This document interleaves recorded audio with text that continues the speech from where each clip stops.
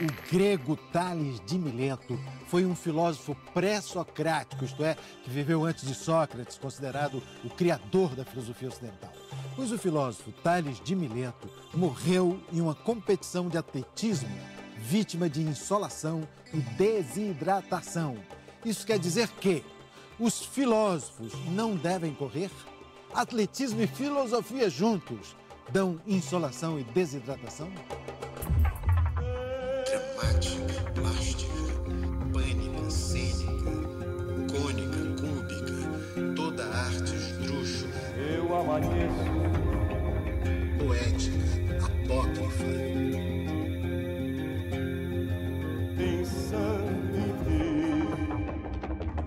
ti. Eu canto a arte elástica. O fato do filósofo grego Tales de Mileto ter morrido numa disputa de atletismo só significa uma coisa, que o atletismo veio antes da filosofia. Ou seja, foi preciso primeiro correr para depois pensar. Televisão também é cultura. As disputas esportivas na Grécia Antiga eram chamadas de Olimpíadas e teriam existido por mais de 500 anos. No século XVIII de nossa era, o barão Pierre de Coubertin cria o Comitê Olímpico Internacional e a primeira Olimpíada da era moderna acontece em Atenas em 1896. A antitelevisão também nasceu na Grécia e também é cultura. O filósofo Boris Estrabão foi o único a correr a prova dos 500 anos das Olimpíadas Antigas, na qual se inscreveu pensando que era de 500 metros. Por isso, chegou até os dias de hoje para nos perturbar. O barão de Coubertin acabou com as corridas de biga nas Olimpíadas modernas por falta de quem soubesse dirigir bigas fora do cinema. Arte e esporte. Duas visões, 2.500 anos de distância. Miro, escultor grego nascido em Eleutras, no século V a.C. Jens Ullrich, artista plástico nascido na Tanzânia na segunda metade do século XX e radicado na Alemanha.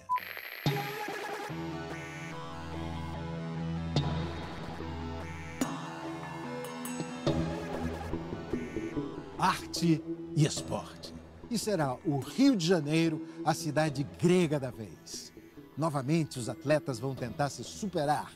Novamente, os artistas vão celebrar essa festa. A artista brasileira Carla Camurati vai coordenar a programação artística das Olimpíadas de 2016 no Rio de Janeiro. Atriz, diretora de cinema, de ópera, de teatro, Carla Camurati foi também diretora do Teatro Municipal do Rio de Janeiro. Carla Camurati chamará Miro, Eurípides, Ésquilo, Homero para ajudá-la. Quer dizer, então, que nós estamos nas Olimpíadas. Carla. Exatamente. Nesse momento é que estamos nas Olimpíadas. Vou até pegar o meu barco aqui para começar a rimar. Para começar a rimar. Não, você só vai remar quando começarem os Jogos, que é quando termina as Olimpíadas. Na realidade, existe um grande erro de comunicação, incrível isso, né? Que a gente, assim, a Olimpíadas é um intervalo entre jogos.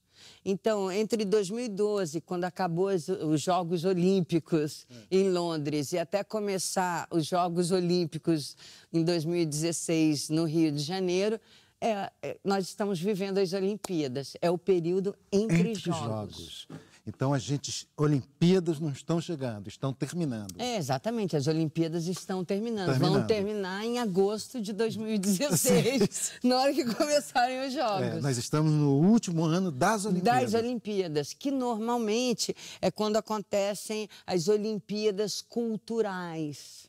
Mas você fica intimamente ligada, próxima ao comitê? Eu trabalho dentro do comitê, eu trabalho dentro da Rio 2016, que é outra coisa que a gente não entende direito. Que tem o Comitê Olímpico Brasileiro, que é o COB, que são os nossos atletas. E aí tem a Rio 2016, que é essa empresa que cuida da realização dos Jogos. Entendi. E você trabalha com essa? Eu trabalho dentro da Rio 2016. Eu sou diretora de cultura dos Jogos. Porque acredita-se que esporte, cultura e educação são as bases para um melhor ser humano se criar, entendeu? E tem uma coisa que é interessante, né, que eu ando também muito apaixonada, que é pelos Jogos Paralímpicos. O Brasil tem o maior número de medalhas nos Jogos Paralímpicos. A gente é um país paralímpico. Né? Assim, a maior quantidade de medalhas de ouro que a gente tem, pelo menos até hoje, na nossa história, né, no Paralímpico. No Paralímpico. Tem uma coisa muito interessante, porque eu acho que de legado imaterial, talvez seja um dos mais fortes que a gente tem para a sociedade, sabe? Porque eu acho que a gente vive, às vezes, numa sociedade onde todo mundo se queixa muito, né? As pessoas adoram reclamar, reclamam da vida, reclamam do trânsito, reclamam do tempo, reclamam. É só a gente sentar na televisão e começar a olhar a competição. Entra no YouTube, entendeu? Pede Londres 2016, pede competição de natação paralímpica. Você vai... Fala, o menino que ganha é um menino que nada mais rápido que todo mundo, ele não tem braço, ele não tem perna, ele não é... E ele tem uma cara de alegria, de vitória. Não é uma coisa, como é que eu vou dizer, que a gente fique... coitado. Não, você olha pro cara e fala, coitado de mim, né? Você fala, sorry, o cara arrasou, o cara é muito bom. O cara venceu tudo e mais alguma coisa, né? O primeiro desafio não é com os outros, né? É o desafio com ele e depois nos jogos com os outros. O que eu penso que é o papel da cultura nesse momento é ser a nossa grande anfitriã, né? É quem recebe no país. A cultura não é protagonista nesse momento. Protagonistas são os jogos. Os jogos. Nós somos coadjuvantes, mas somos quem vai receber as pessoas, somos nós. É a cultura de um país quem recebe pelo país. São ali, que vai desde da nossa expressão mais delicada, seja ela no teatro, no cinema, na poesia, na música, na comida, na religião, né? Em tudo. E o Brasil é uma beleza, né? Porque a gente tem uma riqueza cultural tão especial, né? Pela variedade. Pela variedade. Então, eles vêm aqui encontrar os Camurati. E tudo. E os africanos. E os africanos, e os japoneses, os alemães, os holandeses, os portugueses. Você vai começando a olhar e você fala... Eu estava fazendo porque no recorte do programa de cultura tem uma série de atividades de rua. Tudo vai acontecer. Por exemplo, Londres, durante os Jogos, fechou os teatros. Fechou tudo. Eles tinham tanto medo do movimento da cidade, do que podia acontecer, que eles não queriam que nada atrapalhasse. Porque é uma operação realmente muito delicada. Então, eles falavam, se você não gosta de jogos, tira férias, não sai de casa, não atrapalha, entendeu? Eles fizeram 38 mil projetos culturais durante 4 anos, dos mais variados possíveis que a gente possa imaginar na face da Terra. Durante o período de jogos, não acontecia nada dentro de... Eles entraram num... Fecharam os teatros. Eles achavam que eles não podiam criar nenhum tipo de movimento que pudesse perturbar, principalmente a cidade. Não era uma questão disso, é qualquer coisa que perturbasse o movimento das pessoas dentro da cidade. E é delicado mesmo, porque é muita gente e você tem uma... Depois eu tenho ido lá porque tem alguns seminários. No princípio do ano, em janeiro, eu estive lá no King's College, exatamente num seminário enorme, onde a gente apresentou o nosso programa de cultura e ouvi um pouco deles, qual era a experiência deles com relação aos jogos e porque eles chegaram a uma reflexão que eles não precisavam ter feito o que eles fizeram. Que eles fizeram aquilo de prevenção. E aqui? Vai haver uma proposta de dar uma parada geral? Não. Aqui a gente... no nosso, acho que aqui funciona tudo. Vão estar funcionando os teatros, vão estar... O que aconteceu é que a gente aproveitou esse momento dos Jogos Olímpicos, quer dizer, o prefeito, o Eduardo, aproveitou isso para criar uma outra capilaridade dentro da cidade, né? As próprias venues onde acontecem os Jogos são em áreas muito diferentes, em áreas até onde a gente não tem teatro, muitas delas não tem cinema, não tem... Então, nesse sentido, a gente não corre risco de atrapalhar diretamente. Agora, é muito delicado. E o que dentro... Então, vai ter uma agenda que está sendo feita, a gente está conseguindo, graças a Deus, trabalhar em conjunto. Junto, Ministério da Cultura, Brasília, Estado, né? E município. Então, a gente faz reuniões exatamente para poder ter uma grande atividade artística durante esse período, ter os teatros com atividades acontecendo, cinema. Então, é importante que tudo esteja presente nesse momento, né? Fazendo da cidade quase um cenário vivo, entendeu? E o programa de cultura que a gente faz é um programa que atua basicamente em rua. Em alta capilaridade, mas basicamente em rua. E aí, em 2016, a gente começa com o programa em abril e vai até depois dos Jogos Paralímpicos. Quando eu era garoto, isso são os 3 séculos, tinha um corredor que era o grande recordista. Acredito que o recorde dele já foi batido. E depois conheci o romance sobre ele. E, por exemplo, esse tipo de literatura, acho até que já foi traduzido. Esse livro chama Correr. E, aliás, eu soube que o Drauzio lançou um livro chamado Correr, agora, o Drauzio Varela. Mas esse é um livro de um escritor francês, Jean Genos, que é sobre o Émile Zatopek. Esse cara, para mim, era sinônimo de velocidade. Hoje tem um cara que é sinônimo, né? Esse Bolt. O Bolt. Né? No meu tempo era o Zatopek. Zatopek era uma coisa rápida. Na realidade, a gente vai fazer alguns flash mobs de literatura, onde a gente faz pirâmides de livros, verdadeiros arquiteturas com livros, onde as pessoas depois podem ir lá e catarem todos os livros que elas quiserem. Vai ter muita gente de fora também. Por exemplo, a gente recebe muito no comitê, a China quer trazer uma exposição para cá, né? A Holanda quer saber o que a gente acha bom que eles tragam. É um momento de comemoração cultural também.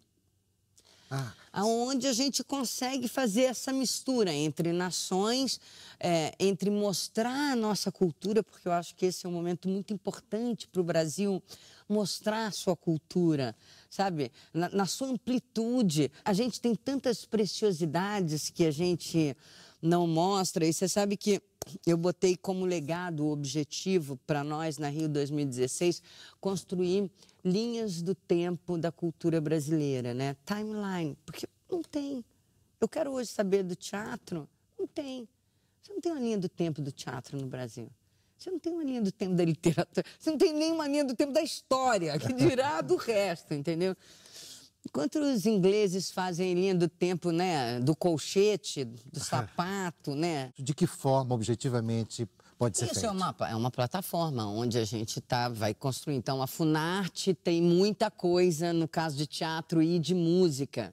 Esse conhecimento, ele está solto, ele tem um pouquinho ali, ele tem outro pouquinho, mas esse conhecimento nunca foi consolidado numa plataforma.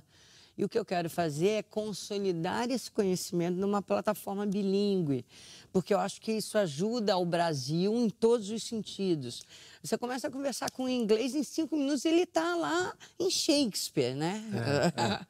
5 minutos. Ele não se acha velho, ele senta ali e ele começa a partir dali, ele vai naquela base bem sólida, da qual ele se orgulha, da qual ele conhece, né?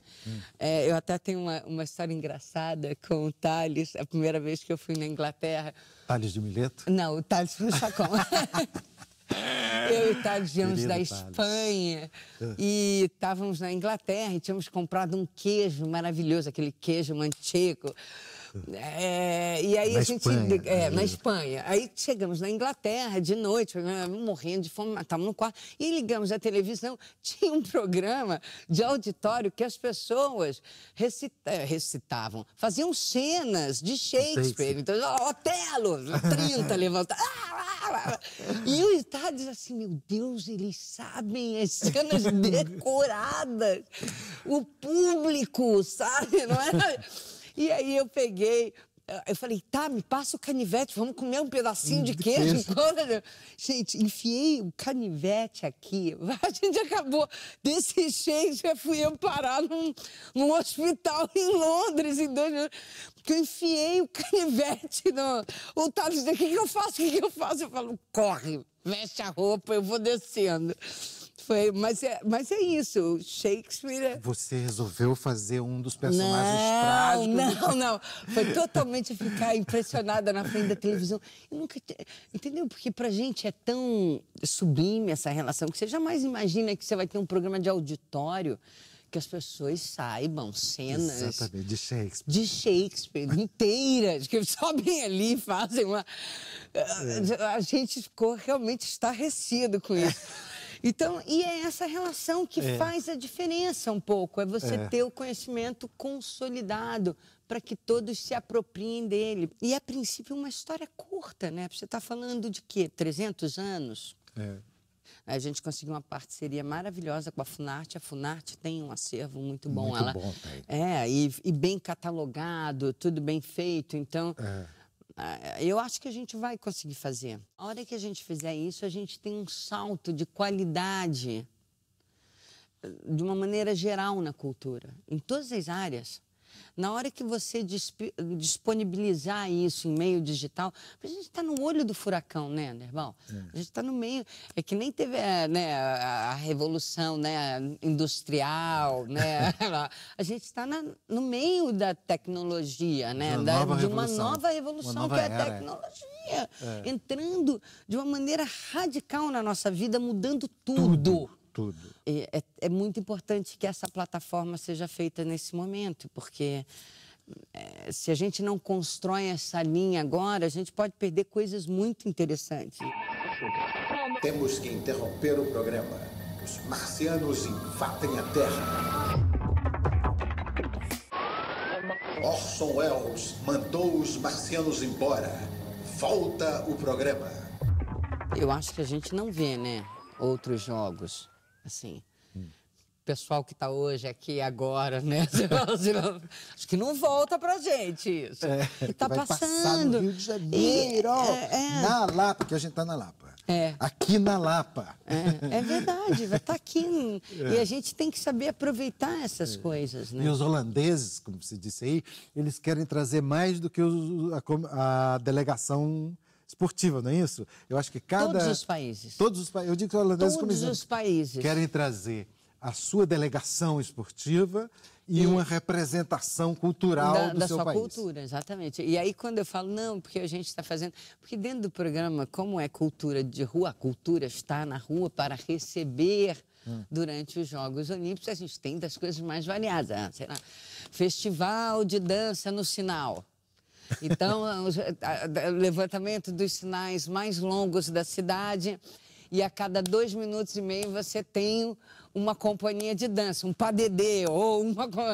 2 minutos e meio, ok, fechou o sinal, passam os carros, a outra companhia tem 2 minutos e meio para se preparar, fechou o sinal de novo, entra, toca. Vai ter isso mesmo? Vai.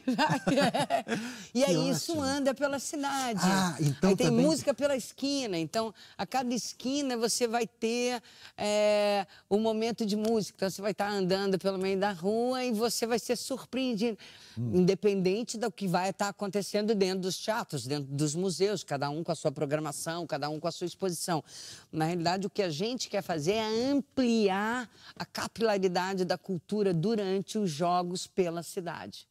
Para que o cotidiano da cidade seja amaciado, contaminado pela nossa cultura, entendeu? Eu acho que o que a cultura pode fazer é fazer o cotidiano ser mais saboroso, ser inusitado, ser divertido. É isso, você está andando pela rua, de repente você para num sinal, entram 10 pessoas que dançam na nossa frente durante 2 minutos e meio e somem, né? Você tá ali, tem uma pessoa pendurada, não sei lá, num guindaste tocando um piano, sabe? Isso? Na realidade, são sempre coisas inusitadas, para criar momentos inesquecíveis, porque eu acho que a cultura tem essa propriedade. Né? Tem cenas que eu vi na minha vida, numa peça de teatro, num show, né? Que são inesquecíveis. Eu vou morrer com aquilo, né? Na minha cabeça. Nunca mais eu vou esquecer. Eu falo assim, eu vou voltar ali naquele sinal da Rio Branco, não sei o quê, para ver. Não vai estar ali, não vai encontrar, entendeu? Aquilo, quem viu, viu, quem não viu. Quem não viu, não viu. Vai ver outra coisa. Vai ver outra coisa, vai ver em outro lugar. É comida de rua, então tem um grande mapa. A gente começou a fazer agora um mapa do Rio de Janeiro, onde você tem as coisas mais especiais.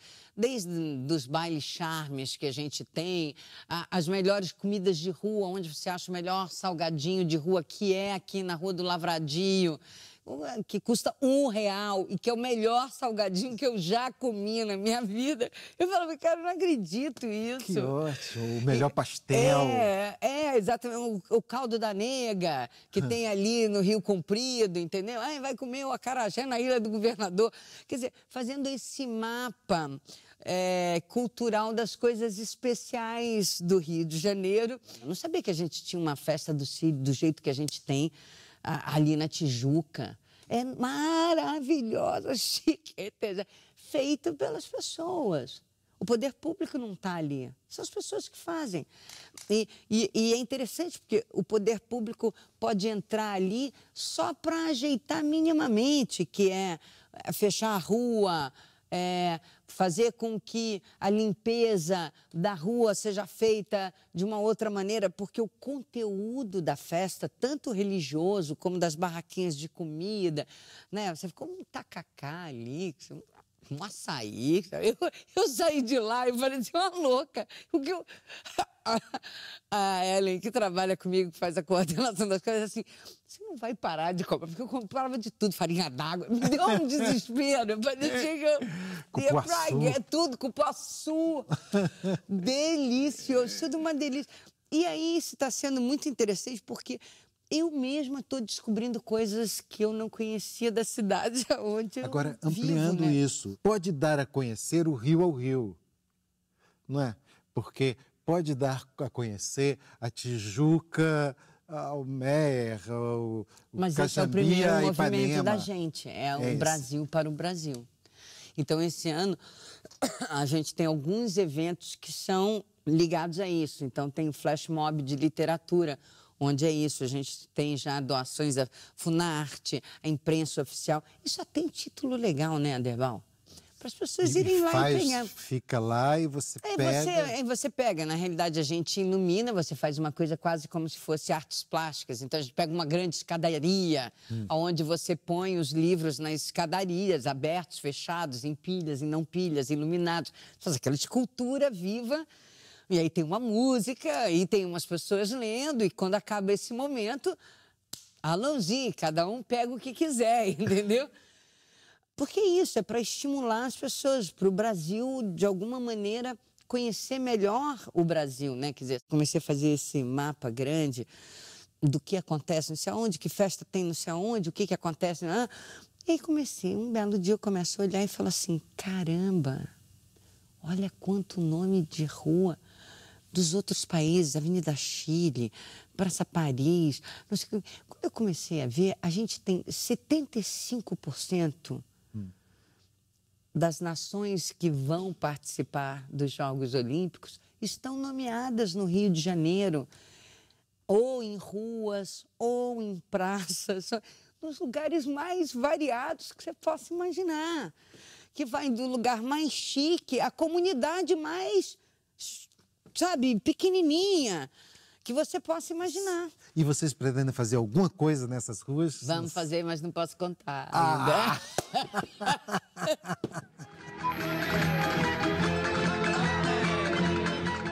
outra coisa que a gente ia perguntar. Para você deve estar sendo um prazer, você como criadora, como diretora de cinema, como autora do filme talvez mais importante da história do cinema moderno brasileiro, como diretora de ópera, como atriz, como tudo que você é, deve estar sendo um prazer também esse lado criativo. Eu tenho sentido muito prazer não só na criação, mas na descoberta dessas coisas especiais que existem. Às vezes eu tenho a sensação que a gente está saindo de um momento onde tudo é personalizado para uma coisa que não é personalizada, que é coletiva. Então é muito interessante estar poder juntar essa química, né? Porque, por exemplo, dentro do programa de cultura tem espetáculos, dos quais a gente entra só com a chancela. Então, sei lá, tem um espetáculo seu que tem a ver com esse recorte do nosso programa de cultura. Qual é o nosso recorte do programa de cultura? É olhar a cultura brasileira na sua extensão. Muito bom. Estou aqui com a bandeira do meu país e a gente vai inscrever o Arte do Artista nos Jogos Olímpicos. Não, você sabe, é um país exemplo, pequeno, assim, esse aqui. O seu país é uma beleza, de uma riqueza, esse seu país, parece o Brasil, né? Eu acho que a gente vai viver um momento bem especial, viu? Yes! Yes! Yes!